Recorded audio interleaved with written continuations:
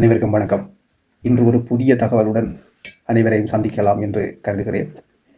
புதிய தகவல் என்றால் என்னவென்றால், புதிய தகவல் இந்த புதிய தகவலானது புதிய தகவலின் புதிய தகவலாக இருக்கும்.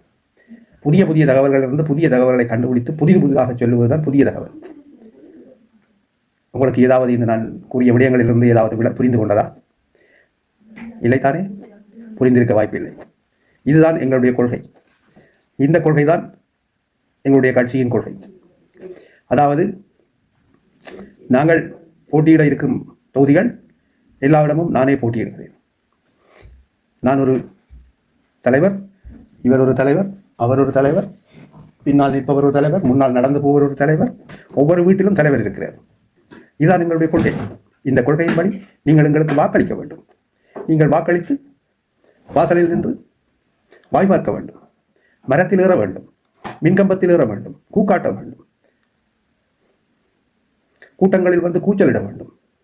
இதுதான் எங்களுடைய கொள்கை. இந்த கொள்கையை மேலும் வலுப்படுத்துங்கள். இது எங்கள் நாட்டுக்கு தேவை, எங்கள் நாட்டின் வளர்ச்சிக்கு தேவை, தமிழ்நாட்டின் வளர்ச்சிக்கு இது அத்தியாவசியமான தேவை.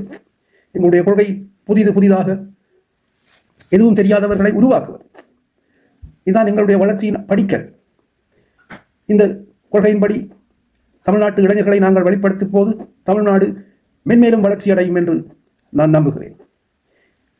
நான் தலைவர், பத்திரிகை பேட்டி எடுப்பவர் தலைவர், அருகில் நிற்பவர் தலைவர், சைக்கிளில் போவர் தலைவர், வாகனத்தில் போவர் தலைவர், மரம் தலைவர், மாடு தலைவர், புல்லு கட்டும் தலைவர். இதுதான் எங்களுடைய கொள்கை. இந்த கொள்கையை அனைவரும் பின்பற்றி தமிழ்நாட்டை வளப்படுத்துவோம். நன்றி, வணக்கம்.